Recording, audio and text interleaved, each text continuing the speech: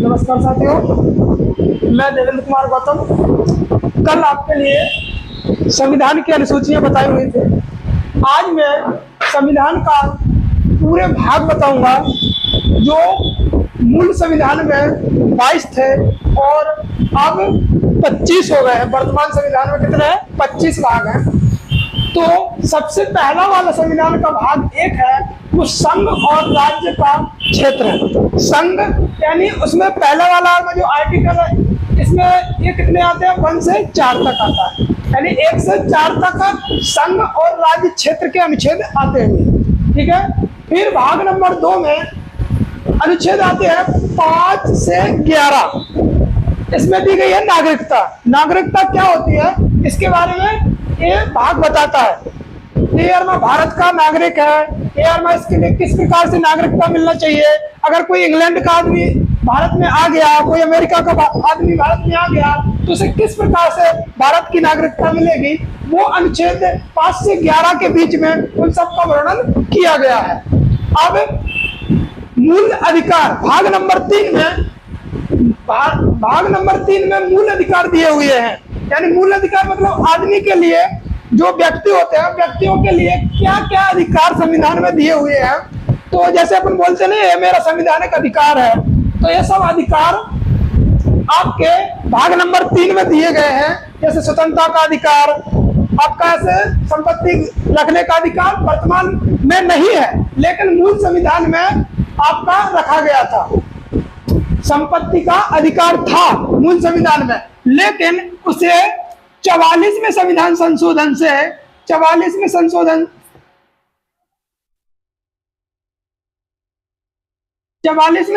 संविधान संशोधन के द्वारा हटा दिया गया है, जो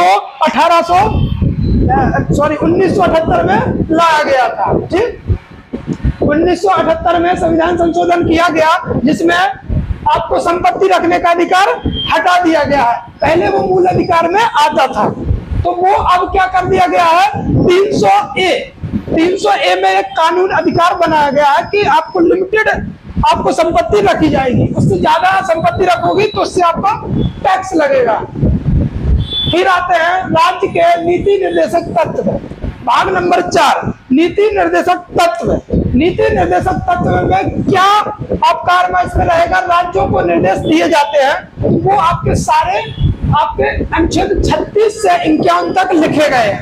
जैसे पंचायतों का निर्माण करना, राज्य अपनी शिक्षा का कैसे विकास करेगा, राज्य अपने वित्त आय का कैसे विकास करेगा, ये सारे निर्देश आपके लिए भाग नंबर 4 में दिए गए हैं। अब आता है भाग नंबर 5, इसी को बोलते हैं 4 का, यानी इसको संशोधन करके बनाया गया है।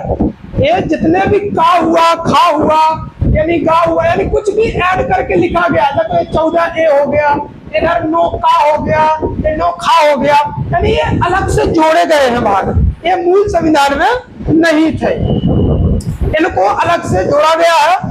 तो ये संविधान संशोधन किया गया है, तो इसको मूल कर्तव्य जोड़े गए हैं। ये मूल कर्तव्य आपको रूस से लिए गए थे, जो 51A में आते हैं।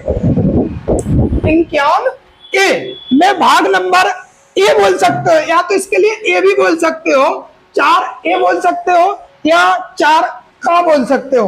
दोनों का वर्णन इंग्लिश में और हिंदी में किया गया है। तो मूल संविधान में आपका A भाग नहीं था, इसको जोड़ा गया है। तो ये कौन सा संविधान संशोधन से जोड़ा गया है? ये जोड़ा गया 42वें संविधान संशोधन से। 42वें संशोधन से, जो 42वां संविधान संशोधन हुआ, और ये कब हुआ था? 1976 में। ये बात याद रखना है, ये बहुत बार पूछा जाता है कि मूल कर्तव्य आपके कौन से संविधान संशोधन से जोड़े गए थे। तो ये आएंगे 42वें संविधान संशोधन से जोड़ा गया था। अब आता है भाग 5। भाग 5 में आता है संघ। संघ मतलब आपका भारत, यानी भारत राज्यों का संघ है। ये आपका ये संघों का निर्माण, जैसे कि संसद का निर्माण हुआ, राष्ट्रपति हुआ, राज्यसभा हुआ, लोकसभा हुआ, प्रधानमंत्री हुए, ये सब इसी में वर्णन किए गए हैं। ये अनुच्छेद 52 से 151 तक वर्णन है। इनका वर्णन कहाँ तक है? 52 से 151 तक वर्णन किया गया है संघ का। इसमें बहुत सारे पार्ट हैं, जिसमें राष्ट्रपति हो गया, प्रधानमंत्री हो गया, राज्यपाल नहीं, यानी आपका जो लोकसभा का अध्यक्ष होता है स्पीकर, वो हो गया, आपका राज्यसभा का अध्यक्ष हो गया, उपराष्ट्रपति, राष्ट्रपति, ये सारा का वर्णन किया गया है आपका संघ में। अब आता है भाग 6। कौन सा भाग आएगा? भाग 6, जिसमें राज्य आएगा। अब उसी के समांतर है, केंद्र के समांतर ए है। जैसे केंद्र में राष्ट्रपति का वर्णन होगा तो राज्य में राज्यपाल का वर्णन होगा। ऐसे केंद्र में उपराष्ट्रपति का होगा तो इसमें उपराज्यपाल का होगा। जैसे केंद्र में प्रधानमंत्री का वर्णन होगा तो राज्य में मुख्यमंत्री का वर्णन होगा। तो ऐसे ही वर्णन दिया गया है 152 से 237 तक। राज्य के जितने भी जो पदाधिकारी, जैसे उनका वर्णन हो गया, महालेखाकार का हो गया इसमें, तो ये सारे वर्णन इनमें अनुच्छेद 152 से 237 में बताया गया है। अब आता है राज्य संघ क्षेत्र। जो संघ के राज्य क्षेत्र होते हैं वो आपके इसमें बताए गए हैं। ये अनुच्छेद 239 से 242 तक वर्णन किया गया है। संघ राज्य क्षेत्र क्या होते हैं इसके बारे में थोड़ा हम बता देते हैं। डिटेल में आपको वीडियो बाय वीडियो हर भाग का बताया जाएगा। अभी तो मैं आपका बेसिक क्लियर कर रहा हूँ। जो बेसिक क्लियर होता है वो मैं सिर्फ इनके लिए मौखिक तरीके से क्लियर कर रहा हूँ। तो जो राज्य संघ का राज्य क्षेत्र होता है, जैसे राष्ट्रपति के द्वारा कुछ पद आपका सृजन करना राज्य के लिए, जैसे कि आपका राष्ट्रपति के द्वारा न्यायालय का वो करना, नियुक्तियां देना, ये सब नियुक्तियां जितनी भी है राज्य के लिए जो राष्ट्रपति के द्वारा की जाती है, वो सारी नियुक्तियां इसी संघ राज्य क्षेत्र के अनुच्छेद 339 से 242 के बीच, 239 के 242 के बीच में वर्णन की गई है। अब आता है भाग नंबर 9, पंचायत है। भाग नंबर आपका 9 में पंचायत दी गई है, जिसमें लिखा है 243 से 243 ओ का मतलब समझ रहे हो ना। 243 ए आएगा, फिर आएगा बी, फिर आएगा सी, फिर आएगा डी, फिर ऐसे ऐसे डैश करके क्या आएगा ओ। तो इसमें अनुच्छेद ये समझ लीजिए मोटा मोटा कितना रहेगा, 16 अनुच्छेद होंगे पंचायतों के बारे में वर्णन किया गया है भाग नंबर 9 में। अब आता है भाग नंबर 9 का। 9 का मतलब मैंने अभी आपको बताया था, यहाँ पे 4 का आया है। अब ऐसे आ गया इधर 9 का। 9 का मतलब इधर इसको संशोधन करके जोड़ा गया है। इसके लिए क्या किया गया है? संशोधन करके जोड़ा गया है। तो इसके लिए कौन सा संविधान संशोधन से जोड़ा गया है वो मैं आपको मोटा मोटी बता देता हूं। आपका 73वें संशोधन से। कौन सा? 73वें संशोधन से कब जोड़ा गया था? 1992 में। कब? 1992 में। ध्यान रखना, एक क्वेश्चन बहुत आते हैं। तो 1992 में 73वें संविधान संशोधन के माध्यम से जोड़ा गया था। इधर इसमें नगर पालिकाओं में समझ रहे हो ना, कौन कौन से नगर पालिका हुआ, नगर आपकी जितने भी नगर निगम भी आ जाते हैं, नगर पंचायतें आ जाती है, ये सब नगर पालिकाओं में जोड़ा गया है।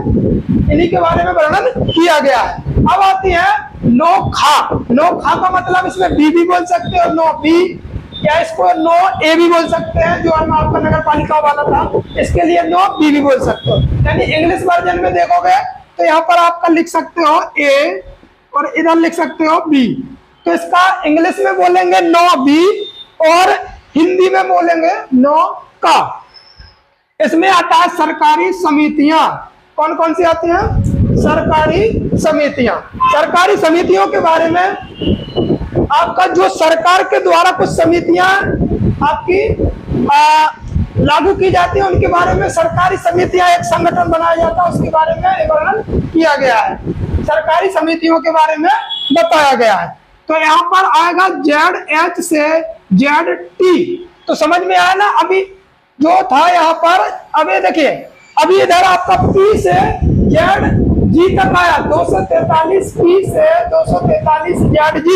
तो इसमें समझ रहे हो ना, जैसे इधर O आया, फिर P के बाद Q भी होगा एक अनुच्छेद, Q के बाद आपका R S ऐसी डेटेस करके Z आएगा, Z आएगा ना। फिर आपका 243A, तो A अगर इसके सेम हो जाएगा, फिर वो अगर जो तो भाग 9 में दिया गया है इसका वर्ण, लेकिन इसको A ना लिखकर 243 ZA लिखेंगे।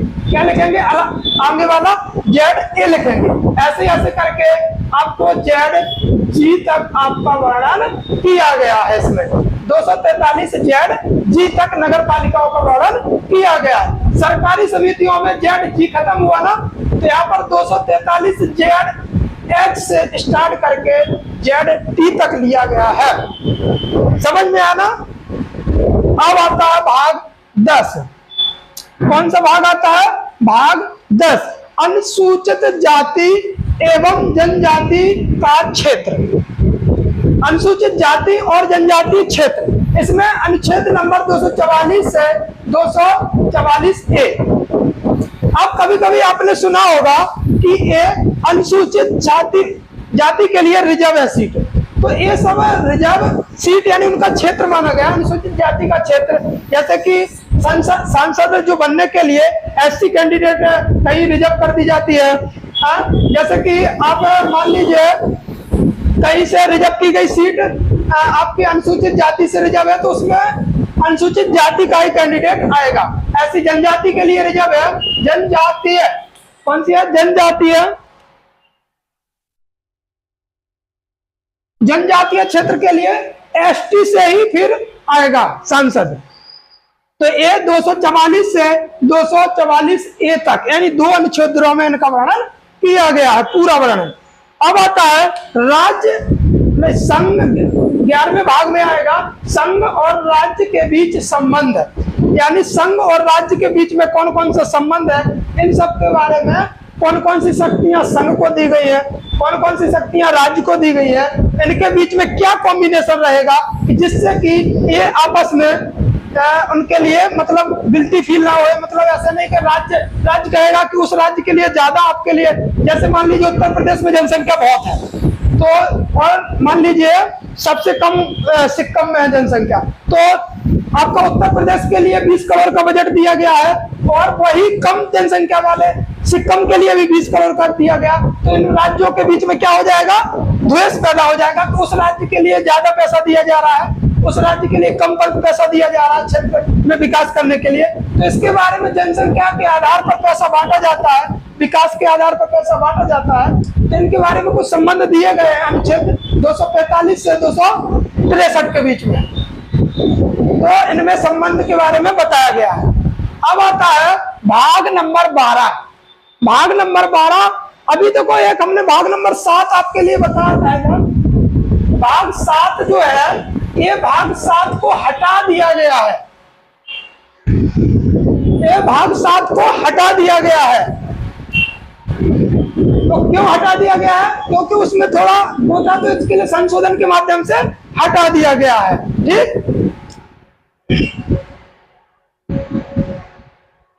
ध्यान रखो। 7वें संविधान जो आपका 7वां अनुच्छेद है, जो भाग है 7वां, उसको हटा दिया गया था 7वें संविधान संशोधन से। कौन से? 7वें।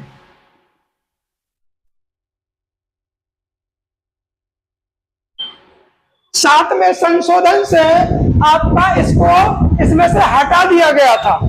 तो भाग 7 है नहीं है, लेकिन कंटिन्यू आपका रखा जाएगा, तो वो उसमें गिन लिए जाएंगे, तो वो अलग से उसका वो दिया गया है। तो 7वें संविधान संशोधन से निरस्त कर दिया गया था, यानी निरस्त कर दिया गया था। अब आगे का भी ये तो बता दिया है मैंने, भाग 9, 10, 11। अब आता है 12वां नंबर। अब 12वां आएगा वित्त संपत्ति एवं संविधान। वित्त संपत्ति, अब इसमें किसके पास कितना पैसा होना चाहिए, किसके पास कितना व्यापार है, किसके पास कितना टैक्स लगेगा, कि उसके आधार पर बांटा गया है। तो ये आपका लिए वित्त जो रहेगा, उसको टैक्स के माध्यम से कितना पैसा लेना है, इसके बारे में पूरे अनुच्छेद आपका 264 से 300A के बारे में आपके लिए बताया गया है, वर्णन किया गया है। अब इसमें देखिए 300A आपका जो संविधान है, अनुच्छेद है, वो आपके लिए मूल अधिकार से हटाकर, मैंने बताया था अभी यार, तो मूल अधिकार से हटाकर जो 44वां संविधान संशोधन किया गया था वो 300A में ऐड कर दिया गया था। वो क्यों किया गया था? क्योंकि सबके पास आपका ज्यादा पैसा है, तो पैसा रखने का अधिकार तो है, लेकिन लिमिटेड है, और उससे ज्यादा पैसा आपने कमाया है या रखा है तो उस पर सरकार के लिए टैक्स देना पड़ेगा। ये नया कानून बना के संशोधन करके 300A में जोड़ दिया गया था। तो यह मूल अधिकार से हटा के कब किया गया था? ये 1978 में किया गया था। समझ में आया ना? अब आगे है भारतीय राज्य क्षेत्र के भीतर व्यापार, वाणिज्य एवं समागमन। तो भारतीय राज्य क्षेत्र, तो भारतीय जो क्षेत्र है आपके लिए समझ में आ रहा, भारतीय क्षेत्र जहां पर भारत की सीमाएं लगती है पूरी, तो उसके भीतर जो व्यापार करेगा उसके बाद क्या कंडीशन रहेंगी वो सब भारतीय राज्य क्षेत्र के अंदर इन पर निर्धारित की गई है। तो वो आपका आएगा 301 में से 307 तक वर्णन किया गया है भारतीय राज्य क्षेत्र के भीतर व्यापार करने की।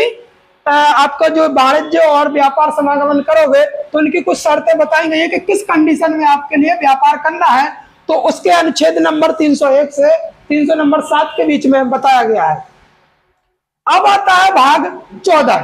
भाग 14 में संघ और राज्यों के बीच सेवाएं। अभी इधर क्या था? संघ और राज्य के बीच में संबंध। अब इधर आई सेवाएं।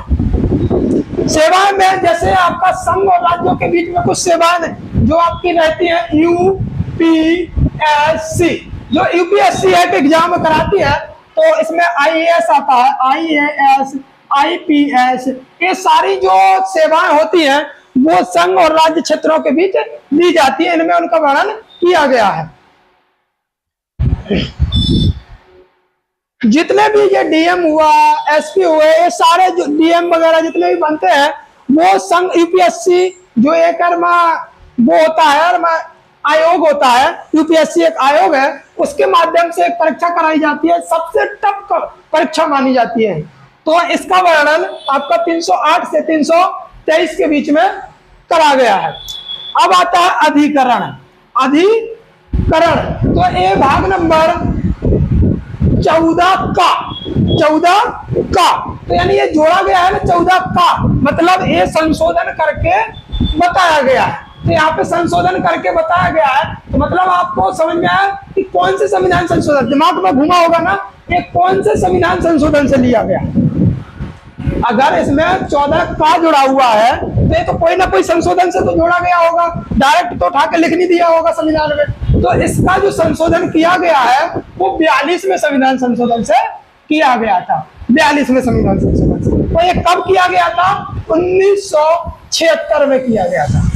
1976 में 42वें संविधान संशोधन से किया गया था। तो हमेशा ये याद रखना, जब भी अधिकतर जो भाग के बारे में क्वेश्चन आते हैं वो यहीं से पूछता है।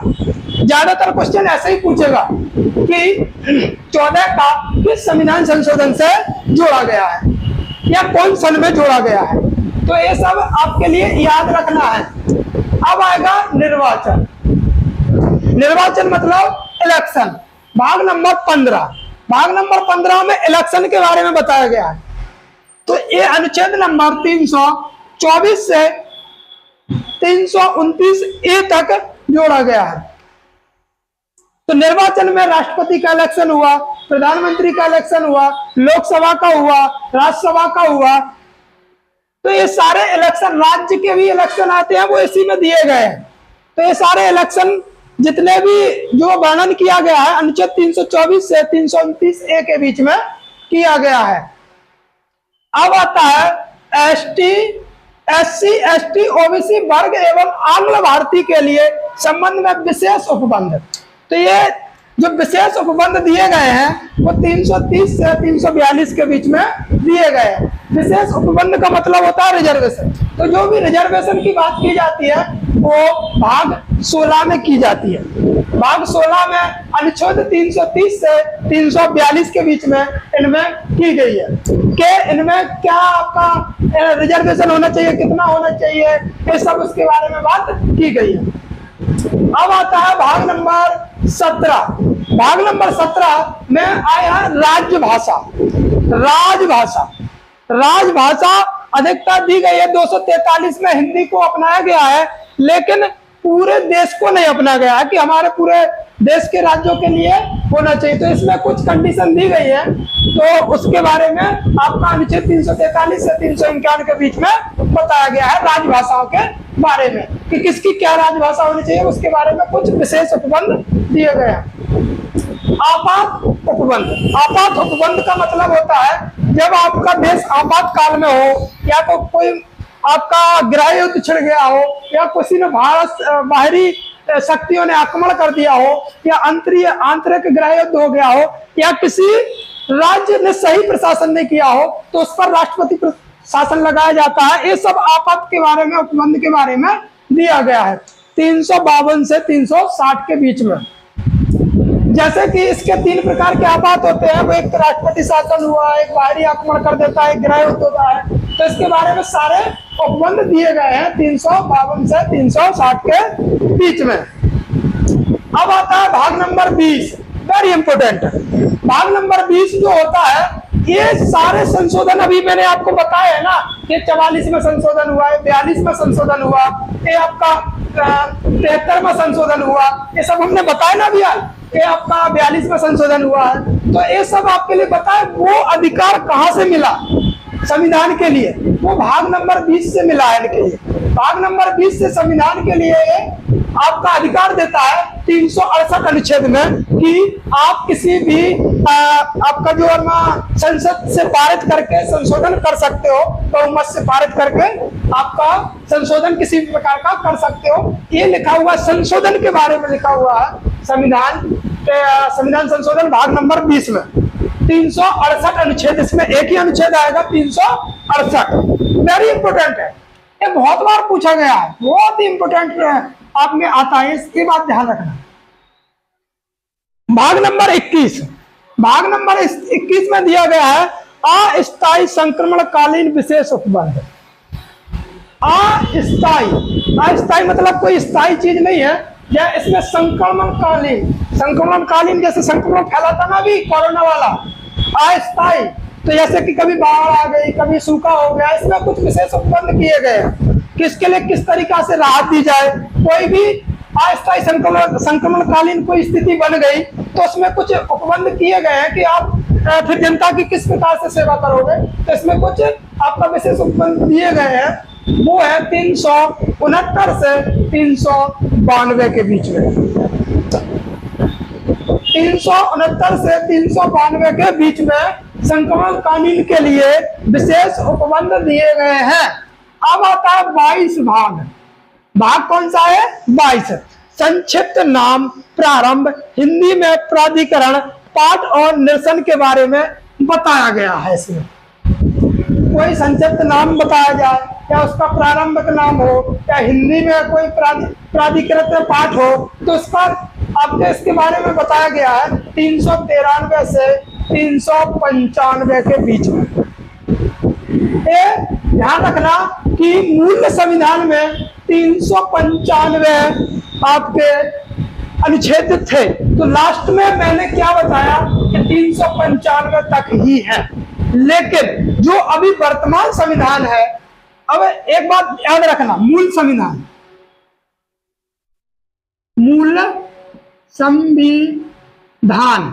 जो मूल संविधान में याद रखना कि जो भाग थे, अब एक चीज रखना, भाग और एक अनुच्छेद। ठीक, अनुच्छेद हो गया। तो भाग मूल संविधान में जो भाग थे वो थे 22 और अनुच्छेद थे 395। लेकिन जो वर्तमान संविधान है उसमें जो भाग दिए गए हैं अभी प्रेजेंट टाइम में वो कितने हैं? 25। कितने हैं? 25।